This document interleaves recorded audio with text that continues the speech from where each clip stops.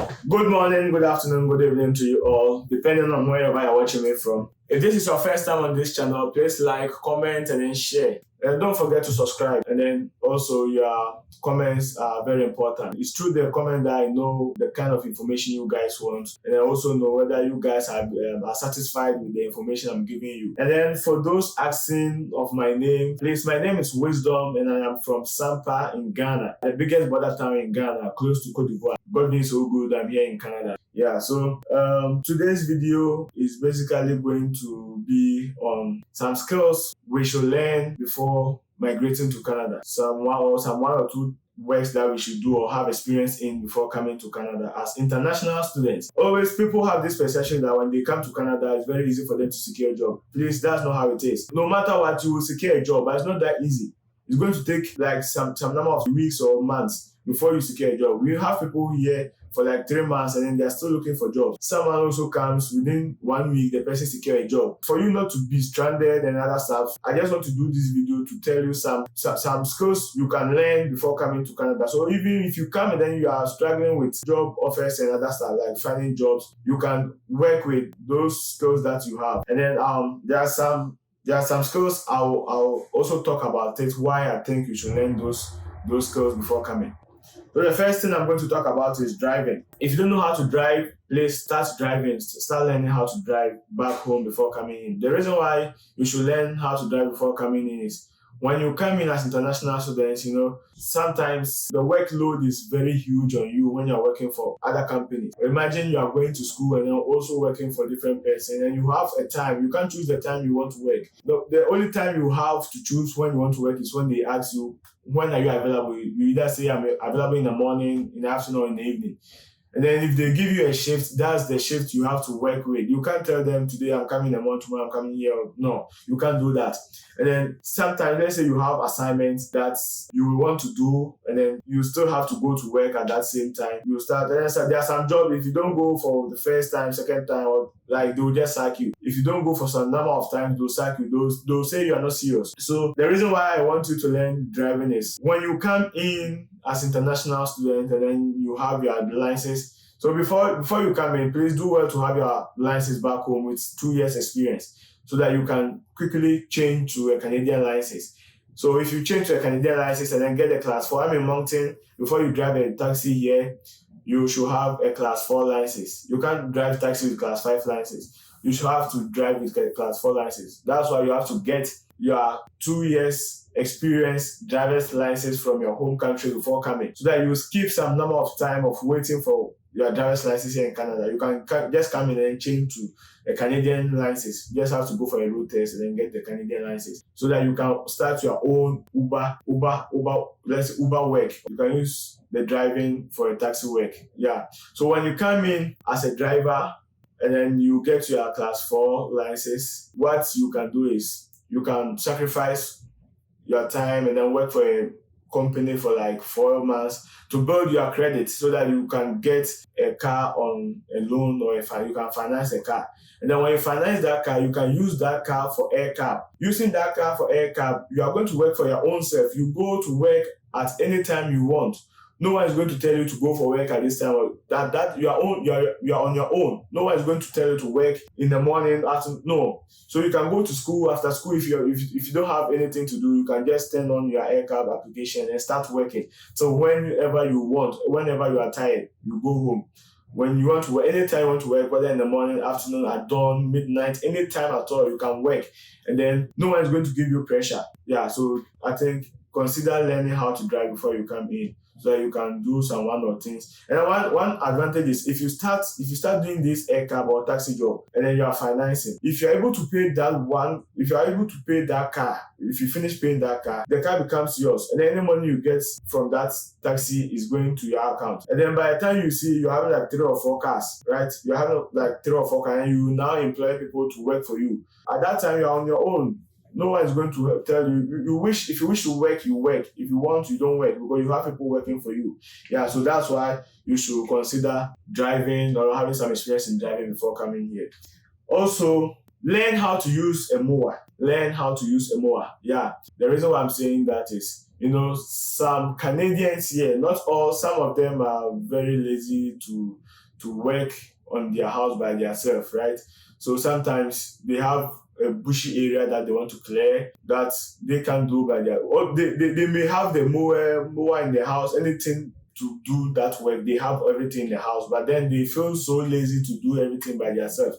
I remember when I came last year, I went to a house and I asked if they will be looking for someone to remove their snow. And then they said yes. Actually, although they have a car they have those tractors that always come in to clear the place, but there's a specific place that the car can't go. So if I'm willing to do, they'll give me that job, and that's a cash job.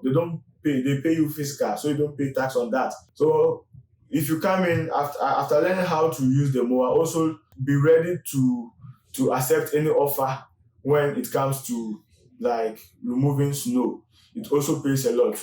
Let me talk about how to get a snow removal job here in Canada. When you come, normally where the area where you find yourself or where you get accommodation, just start going to their house. Not all house. Some people don't like strangers coming to their house and all. So in a polite way, just go to them. Okay, you're an international student or you're this, and then you want to ask if they will need help when it starts snowing. If they say yes, you give them your number. If they are okay with that, you give them your number. And then sometimes they'll tell you when it snows, the first day it snows, just come and then start working. Yeah, so you just negotiate with the person and then, or like anything that works for you, both of you, you just talk about it and then you go home. It's going to help you, going to help you get some money. And then also those who know how to barb. If you don't know how to barb, please start working on that right now. Sometimes they take like $50, 55, 45, and looking at that money, if you send it back home, it's very huge. Yeah. So if you know how to barb, how to shave, please work on it very well. Yeah. Even if you don't know how to shave, start learning. Start learning how to shave, and when you come here, it's going to help you. You can get some students and then shave them. Because you don't have a shop, you have the opportunity to reduce your price. You can take like $20, $15 per person, and then you are going to get people. Yeah, because normally international students don't normally shave because of the amount they take when you go to the salon or barbering shop. Yeah, because for those in the barbering shop, take a huge amount of money.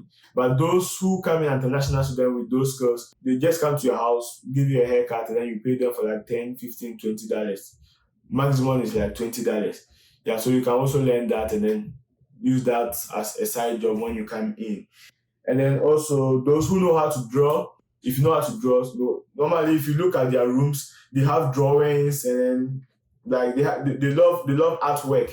So you know how to draw. If you know how to do any artwork, please take it very serious and you can work with that when you come here. The next thing I'm going to talk about is you have to consider learning how to like dress hair, what we call them hairdressers. Yeah, if you're a hairdresser, you can also learn that as a skill and then come and use it as a side job. Yeah, so learning how to braid is also one thing you should consider learning before coming in as international student. Yes, you can't work more than 20 hours. So let's say you are working 4 hours each day from Monday to Friday, meaning you have Saturday and Sunday to rest. So you can use Saturday and Sunday to do those cash jobs. Like you shave someone, you take money, you braid someone's hair, you take money. You can do that on weekends and then work on weekdays, like 4 hours, so that you can get time to do your assignment after the 4 hours you do. Let's say you close from school like 2 o'clock, you work from 4, 5, 6, 7, 7, you are closed. You can work on your assignment for like 3 hours and then sleep. Yes, you can do it that way. So let me continue to my next skill I have. Also, if you're a mechanic and then you come in to Canada or you come in Canada as international student, whether international student or a worker, when you come in for make those who know how to fix cars, is an advantage for you. Sometimes people, it's very costly to send your car to a garage. So you can have some 2 or 3 people who will take you as personal mechanic. Whenever they have a problem, they will call you, you go fix it for them, and then take a little amount of money. Because when they go to the garage, they pay huge amount of money there. They pay huge amount of money in the garage. I went to change my steering was very hard, and then they said I would have to change the steering motor. I paid like $700. I paid like $700 just to change that motor. And then I had to go and buy my own steering motor. Not that they provided it for me. I had to pay my own steering motor. So this is one thing you should learn before coming. And the person can invite you to their house, and then you work on the car, the person pay you, you go. Yeah, you can use it as a side job. And also, you can also learn how to paint. Painters also take a huge amount of money, because normally these white people, they have a time. Like, let me take my room for example. I'm renting this from someone, right? So let's say I leave this room, and then the person is bringing in new tenant. If there's a mark somewhere, the person has to paint it. And then going in for qualified painters, the person is going to pay huge amount of money. So if you know how to paint, and then you can do it as other companies are doing, the person can come for you, and then you are going to charge a little amount of money just to paint the house, and it's going to help you. So these are just few skills I've mentioned. Anything you know you can do by yourself, just learn it before you come to Canada as international student, and then it's going to help you a lot. It's going to save you in some way, because when you come in and you don't have a job to do, these skills can help you get some small money to pay your phone bills, some groceries, and other stuff. Because I bet you can't come, even what, no matter the money you bring, how much you bring here in Canada, my friend, within 1 month, 2 months, if you're not working, that money is going to finish. Because convert the money you're having into Canadian dollars. I pay like $650 for my room. So can you pay $650 for like 2-3 months without working here in Canada? You can't do that. That's why you have to learn some skills before coming to Canada. And they are going to help you to get some little amount of money, and then pay your groceries, your phone bill, and then some petty things you want to do. Yeah. This is what I have for you today. If you have any question, please put it in the comment section, and then I'll come back and then answer you all. Thank you all for having time for this video. And then don't forget to like, subscribe, and then also share to friends to also come and then watch my videos. Thank you all for liking. Bye-bye.